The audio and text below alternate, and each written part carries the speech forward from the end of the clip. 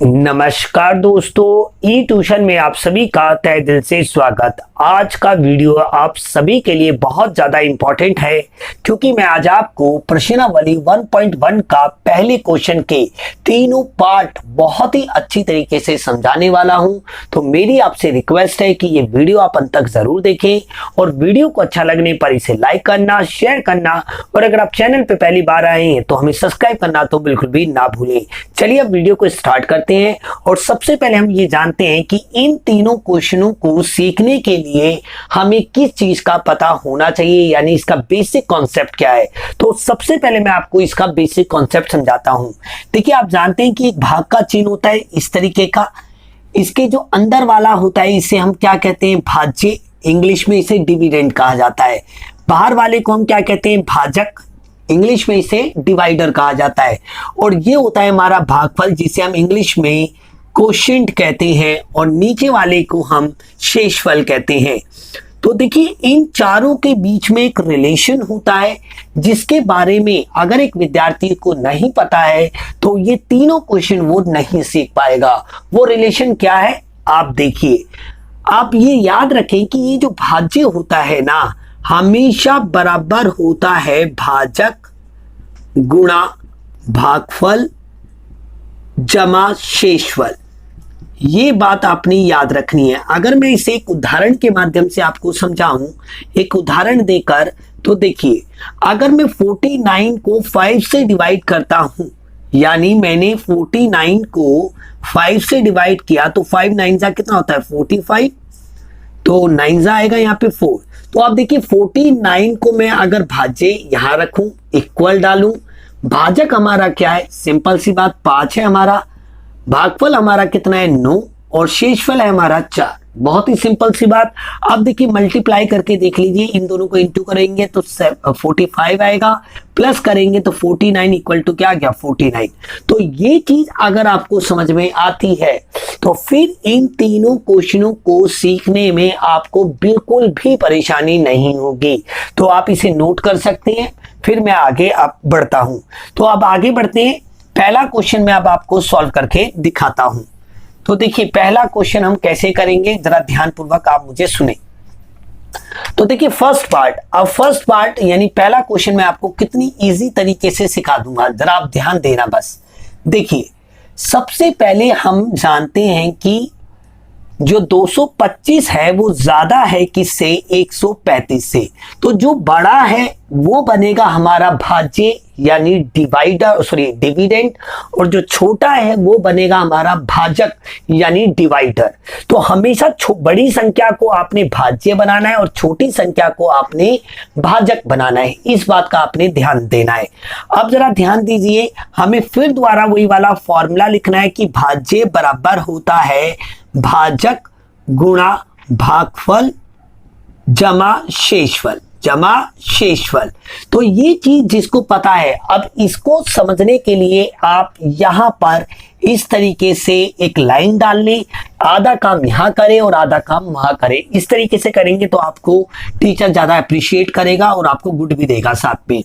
तो 225 आपने लिखा, बहुत ही सिंपल। यहां पे आपने लिखा 135। तो देखिए, अब बहुत सारे विद्यार्थियों को यह समस्या होती है कि हम 135 का पढ़ा कितनी बार पढ़े। अगर छोटी संख्या होती है तो फिर तो कोई दिक्कत नहीं है, बट जब बड़ी होती है तो उन्हें प्रॉब्लम होती है कि कितनी बार हम इसको पढ़े। तो इसका एक सिंपल सा लॉजिक है कि यहां से आप यूनिट प्लेस छोड़ दें, यहां से भी आप यूनिट प्लेस छोड़ दें। अब यहां पे रह गया 13 और यहां पे रह गया 22। आप जानते हैं कि 13 दूनी कितना होता है 26, जो कि 22 से क्या है बड़ा। तो अगर ऐसे ही अगर आप 135 का पढ़ा 2 बार पढ़ेंगे तो वो 225 से 100% बड़ा ही निकलेगा। तो इस तरीके से आप समझ सकते हैं। तो 135 का पढ़ा हम कितनी बार पढ़ सकते हैं, केवल एक बार पढ़ सकते हैं। तो ये आ गया 1।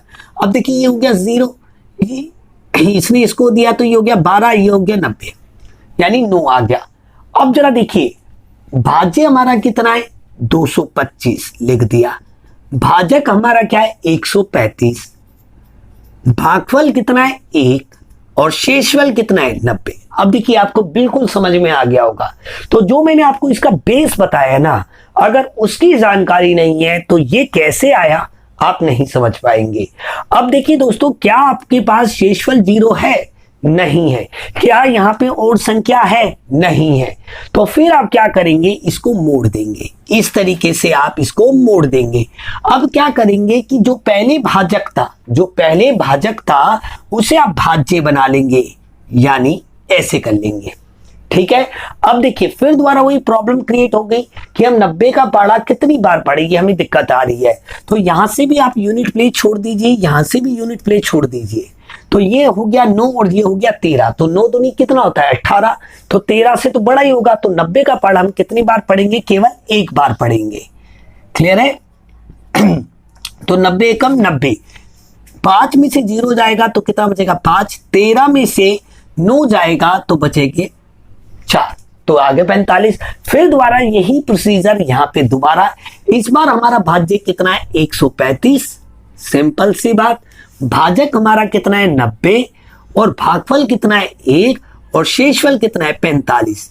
क्या हमारा क्वेश्चन सॉल्व हो गया? नहीं, बिल्कुल भी नहीं हुआ। क्यों? क्योंकि अभी भी हमारा भागफल 0 नहीं आया है।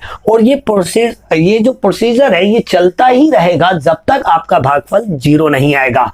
फिर आपने क्या करना है? बहुत ही सिंपल सी बात, ये 90 आपने यहां लिख दिया। तो 45 दूनी कितना होता है? 90 होता है, आप अच्छी तरीके से जानते हैं।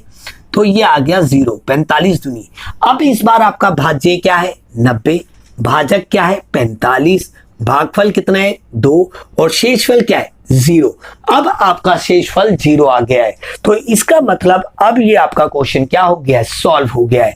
तो हम इसको कैसे लिख सकते हैं? बहुत ही सिंपल, रेड पेन से लिख देता हूं मैं आपके लिए। तो देखिए एचसीएफ लिखा मैंने, भाई पहली संख्या दे रखी है 135, कोमा लगाएंगे आप, फिर लिखेंगे 225। ठीक है, ब्रैकेट बंद करेंगे, इक्वल डालेंगे। अब जरा देखिए लास्ट में शेषफल 0 किसने किया है? 45 ने किया है। तो 45 हमारा क्या है? बहुत ही सिंपल, हमारा एचसीएफ है। अब मैं दोस्तों मैं आपको ये बताना चाहता हूं कि एचसीएफ होता क्या है। इस पे मैंने एक बहुत ही अच्छा वीडियो बनाया है, इससे 4 वीडियो मैंने पहले बनाए हैं। आई बटन पे मैं उसका लिंक दे दूंगा, जिसमें मैंने आपको एचसीएफ और एलसीएम इन दोनों में क्या डिफरेंट होता है ये बहुत अच्छी तरीके से समझाया है। तो देखिए एचसीएफ वो सबसे बड़ी संख्या होती है जो दी हुई संख्या को पूर्ण रूप से भाग कर देती है, यानी भाग करने पे 0 आती है। मतलब क्या? देखिए इन दोनों को एक ही बात है, इन दोनों को भाग करने वाली बहुत सारी संख्या है, 5 भी भाग करती होगी और भी संख्याएं करती हैं। बट 45 की खासियत है कि ये हाईएस्ट है, यानी सबसे बड़ी है। कॉमन यानी दोनों को भाग करती है। फैक्टर यानी भाग करती है। तो बहुत ही सिंपल है, यानी 45 से बड़ी कोई संख्या नहीं है जो 135 और 225 को भाग कर देती हो। तो मैं उम्मीद करता हूं ये क्वेश्चन आपको समझ में आ गया होगा। आप इसका स्क्रीनशॉट या फिर आप नोट कर सकते हैं। अब बढ़ते हैं अपने सेकंड क्वेश्चन की तरफ। देखिए अब मैं इसको मिटा देता हूं, सेकंड पार्ट हम स्टार्ट करते हैं। तो देखिए अब हम लेते हैं अपना सेकंड क्वेश्चन, सेकंड पार्ट। तो उसको हम कैसे सॉल्व करेंगे? बहुत सारे विद्यार्थियों को ये सेकंड क्वेश्चन सीखने में काफी परेशानी होती है। तो बस आप वीडियो पूरा अंत तक देखें, आपको सेकंड क्वेश्चन में भी कोई डाउट नहीं आएगा, ये मेरा आपसे दावा है। तो सबसे मेन आपको मैंने बताया कि आप एक पार्टीशन कर लें। यहां पे आप जानते हैं सबसे पहले आप 38,220 आपका बड़ा है 196 से, यानी 196 से। तो जो बड़ा होता है वो आपका भाज्य बनता है, यानी डिविडेंट बनता है। और जो छोटा होता है वो आपका भाजक यानी डिवाइडर बनता है। तो आपने क्या करना है? बहुत ही सिंपल सी बात, आपने 38,220 आपने यहां लिखा और 196 यानी 196 आपने यहां लिखा। बहुत ही सिंपल, यहां पे भी 3 डिजिट है, यहां पे भी 3 डिजिट है। तो इन दोनों को आप अभी इग्नोर करें, आप इसे 382 पढ़ें। क्लियर है?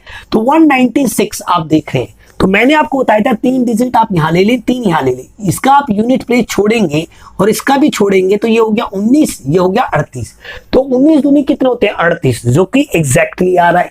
तो अगर आप इसको 2 से इंटू करेंगे तो 12 का कोई ना कोई तो आप जानते हैं हासिल आएगा, जो कि बड़ा हो जाएगा। तो आप इसका 196 का पारा केवल एक बार पढ़ सकते हैं। ये मैंने आपको समझाने के लिए ऐसा किया है।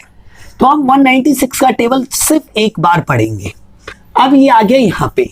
अब देखिए 2 में से तो 6 जा नहीं सकता, तो हम क्या करेंगे, इसको 1 देंगे, ये हो गया 12, 12 में से 6 जाएंगे तो बचेंगे कितने, 6।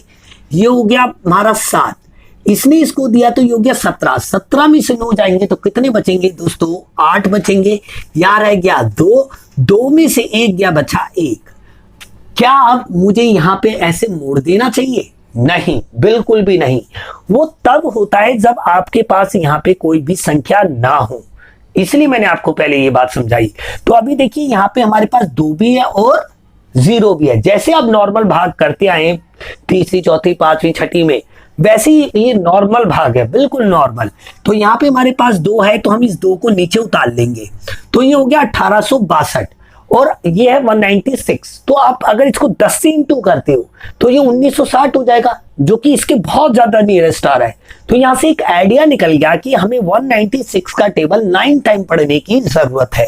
तो हम कैसे करेंगे, यहां पे आप ऐसे RW लिख लेंगे, रफ वर्क लिख लेंगे। रफ वर्क जरूर लिखे, तब करें, नहीं तो टीचर उसको गलत कर देता है मेरे दोस्तों। क्लियर है, ये बात आप ध्यान दें। तो हमें 196 का यानी 196 का 9 बार टेबल पढ़ना है। तो 9 6 54 होते हैं, 54 का 4 बच गए 5, 9 9 81, 81 5 86, 86 का 8, 9 एकम 9 और 8 17, यानी 1764 आ गए। तो यानी 196 का पारा यदि आप 9 बार पढ़ते हो तो वो इसके नियरेस्ट आ रहा है। बहुत ही सिंपल सी बात है, 1764 हमने यहां लिख दिया, माइनस का चिन्ह लगाया, माइनस का चिन्ह लगाना नहीं भूलना दोस्तों। तो इसको हमने यहां पे दिया तो ये हो गया 12, 12 में से 4 गए, बचे कितने, 8। ये हो गया हमारा 5, 5 में से 6 तो जा नहीं सकते, इसलिए हम इसको 1 देंगे, तो ये हो गया 15, 15 में से 6 जाएंगे तो बचेंगे 9। क्लियर है। अब देखिए यहां रह गया 7, क्योंकि ये कैरी कर गया उस तरफ, तो 7 में से 7 जाएगा, 0 लिखने की जरूरत नहीं है, 1 में से 1 जाएगा 0। तो हमारे पास 1862 में से 1764 घटाने पे हमें 98 मिल गए। तो 98 तो 196 से क्या है, छोटा। क्या आप अब मोड़ दे, बिल्कुल भी नहीं, क्योंकि अभी भी हमारे पास 0 है। तो इस 0 को हम नीचे उतार लेंगे इस तरीके से। अब आप देख सकते हैं कि ये जो 6 है, ये जो 6 है, आप जानते हैं कि जो 6 है 0 देता है, यानी अगर हम 6 का पारा 5 बार पढ़ते हैं तो 6 पंजे कितना आता है, 30। तो इससे एक आइडिया हो गया कि 196 का टेबल हमें 5 टाइम पढ़ने पर हमें 980 मिल जाएंगे। तो देखिए कैसे, 196 का टेबल अगर हम 5 बार पढ़ते हैं तो 6 पंजे 30, 5 नहीं 45, 45 3 48, हासिल 4, 5 एकम 5, 5 और 4 9, 980 हो गए। बहुत ही ज्यादा सिंपल। तो हमने यहाँ पे माइनस का चिन्ह डाला, ये आ गया 0, ये आ गया 0। तो यहाँ पे हमने दूसरी बार में कितना पढ़ा था, 9, और तीसरी बार में हमने 5 पढ़ा, तो 195 यहाँ पे हमारा क्वेश्चन आ रहा है। तो ये हमारा क्वेश्चन सॉल्व हो गया। ये नॉर्मल भाग था, इसलिए बहुत सारे विद्यार्थियों को इस क्वेश्चन में कंफ्यूजन होती है। तो हम इसको लिखेंगे, फॉर्मूला लिखेंगे। हम जानते हैं कि भाज्य हमेशा बराबर होता है भाजक गुणा भागफल जमा शेषफल। इसे हम एक और तरीके से लिख सकते हैं, यूक्लिड लेमा की तरह भी हम इसे लिख सकते हैं। हम इसे भाज्य को उसने a बनाया है, भाजक को वो b बोलता है, भागफल को वो q बोलता है और शेषफल को वो r बोलता है। आप इसे इस तरीके से भी लिख सकते हैं जिसे हम यूक्लिड लेमा कहते हैं। मुझे थोड़ा सा बोलने में दिक्कत होती है, तो आप इसको इस तरीके से भी लिख सकते हैं। इतनी बात क्लियर हो गई होगी। तो हमारा भाज्य कितना है, 38,220। हमारा भाजक कितना है 196 और हमारा भागफल कितना है 195 और शेषफल हमारा क्या आ गया 0। यानी ये एक ही स्टेप में हमारा क्या हो गया, कंप्लीट हो गया। अब अगर हमें इसका एचसीएफ लिखना है तो एचसीएफ कैसे लिखेंगे, पहले वाली संख्या पहले लिखते हैं जो क्वेश्चन में दे रखी हो, बाद में दूसरी वाली संख्या लिखते हैं। बहुत ही ज्यादा सिंपल, इक्वल डाला। अब आपको कंफ्यूजन हो रही होगी कि 195 इसका आंसर है या 196 इसका आंसर है। तो देखिए मैंने आपको बताया कि जो भी भाजक आपका शेषफल 0 करता है ना, वही आंसर होता है। तो इसका आंसर है 196। कितना है 196, क्योंकि 196 वो सबसे बड़ी संख्या है जो 196 को भी डिवाइड करती है और 38,220 220 को भी डिवाइड करती है। तो मैं उम्मीद करता हूं दोस्तों आपको सेकंड क्वेश्चन भी बिल्कुल अच्छी तरीके से समझ में आ गया है। अब बढ़ते हैं हम अपने तीसरे पार्ट की तरफ। तो आप इसे नोट कर सकते हैं या स्क्रीनशॉट ले सकते हैं। अब मैं इसे रफ कर देता हूं, तीसरा पार्ट में आपको कराता हूं और ज्यादा आपकी क्लैरिटी आ जाएगी। मेरे दोस्तों, अगर आप हिंदी की मैथ्स को सीखना चाहते हैं स्पेशली, तो प्लीज इस चैनल को ज्यादा से ज्यादा उन विद्यार्थियों को पहुंचाए जो कि ट्यूशन की फीस के कारण नहीं पढ़ पाते हैं। तो मैं अपने चैनल पे पूरा सिलेबस डालने वाला हूं 10th क्लास का और 9th क्लास का, स्पेशली मैथ, इंग्लिश और साइंस का। तो प्लीज मुझे आप सबके सपोर्ट की बहुत जरूरत है, तो मुझे सपोर्ट कर जरूर करें इस चैनल को और इस वीडियो को ज्यादा से ज्यादा शेयर करें। ये मेरी आपसे रिक्वेस्ट है। अब हम पढ़ते हैं अपने तीसरे पार्ट की तरफ। देखिए, तीसरे पार्ट में भी फिर दोबारा बिल्कुल इसको करने का तरीका क्या है, दो पार्टीशन कर ले। यहाँ पे आप डिवाइड करके दिखाएं, यहाँ पे आप उसका मीन पार्ट करें। बहुत ही सिंपल सा तरीका है। इसी तरीके से आप इसे पेपर में भी करें। तो देखिए, सबसे पहले आप देखिए 867 बड़ा है 225 से, है ना, 225 से। तो देखिए बहुत ही ज्यादा सिंपल। तो मैंने थोड़ा सा यहाँ पे गलती कर दी थी, 225 कर दिया था जबकि 255 था। तो मैंने अब ठीक कर लिया है। अब मैं इसको बताता हूं। तो हम जानते हैं कि 867 ज्यादा है किससे, 255 से, यानी 255 से। हम फिर दोबारा फॉर्मूला लिखेंगे। बहुत ही सिंपल सी बात है। हम इसको चाहें तो लिख सकते हैं कैसे कि भाज्य हमेशा, आप चाहें तो इसको ऐसे भी लिख सकते हैं, यूक्लिड विभाजन एल्गोरिदम के अनुसार। लिखने की कोई जरूरत नहीं, आप डायरेक्ट ऐसे ही लिख दें। भाज्य बराबर होता है भाजक गुणा भागफल जमा शेषफल, यही फॉर्मूला है। तो अब इसको कैसे करना है, बहुत ही सिंपल सी बात। आपने क्या करना है, 867 को आपने यहां पे लिखा, 255 आपका भाजक बनेगा। अब देखिए फिर दोबारा वही प्रॉब्लम आ गई कि आप 255 का टेबल कितनी बार पढ़े कि वो 867 के करीब आए। तो इसका सिंपल सा लॉजिक मैंने आपको बताया, यहां से भी यूनिट प्लेस छोड़े और यहां से भी यूनिट प्लेस छोड़े। तो ये हो गया 25, ये हो गया 86। तो आप जानते हैं कि 25 चौके कितना होता है, 100, और 25 तिया कितना होता है, 75। तो 75 इसके करीब आ रहा है, 100 तो बड़ा हो रहा है। तो हम इसको क्या करेंगे, रफ वर्क डाला है ऐसे, इस तरीके से, और हमने 255 को 3 से मल्टीप्लाई करेंगे। ये आइडिया हमें समझ आ गया। तो 3 पंजे कितना होता है, 15, हासिल 1, 3 पंजे 15 और 1 16, हासिल 1, 3 दूनी 6 और 1 7, यानी 765 आ गए। तो हमने यहाँ पे ये 765 ऐसे लिख लिया, माइनस का चिन्ह डाला। तो ये हो गया हमारा कितना, 2 बचा, यहां आ गया 0, यहां आ गया 1, तो 102 बच गया। फिर अब देखिए, क्या यहां पे कोई संख्या है, बट यहां इस वाले क्वेश्चन में थी तो इसलिए वो नहीं मुड़ा, बट यहां पे अब कोई संख्या ही नहीं रही है, तो इसलिए आपको अब यहां पे ये इस तरीके से मोड़ना पड़ेगा। ये 255 आपको यहां लिख लेना है। लिख लिया आपने, बहुत ही सिंपल सी बात। अब आप देखिए, फिर दोबारा आपने यूनिट प्लेस छोड़ा यहां से भी, तो 10 दूनी 20 होता है, 10 तिया 30 होता है, 25 20 तक वाले के करीब आ रहा है। तो हम 102 का टेबल कितनी बार पढ़ेंगे, 2 बार पढ़ेंगे। तो देखिए आ गया हमारा 204। तो हमने 204 लिखा, माइनस का चिन्ह लिखा तो माइनस का चिन्ह लिखा, तो इसमें यहां पे हमने 2 बार पढ़ा है। ये आ गया 1, ये आ गया 5। तो बहुत ही ज्यादा सिंपल। इसको मैं थोड़ा रफ कर देता हूं, जगह नहीं है। तो देखिए 51, फिर दोबारा इस वाले को हम कहां लिख देंगे, यहां पे। और 51 दूनी कितना होता है, 102 ही होता है। सिंपल सी बात। देखिए कितना इजी है इसको समझना, अगर आप इसके फंडामेंटल बेस को समझते हैं। तो अब पहले वाले स्टेप के लिए हम कैसे लिखेंगे, पहले वाले स्टेप में हमारा 867 हमारा भाज्य था, भाजक हमारा 255 था, भागफल हमारा कितना था, सिंपल भागफल हमारा था, हमने कितनी बार पढ़ा था, 3 बार। तो भागफल हमारा कितना था, 3 बार, और शेषफल आया था हमारा 102। पहला स्टेप कंप्लीट।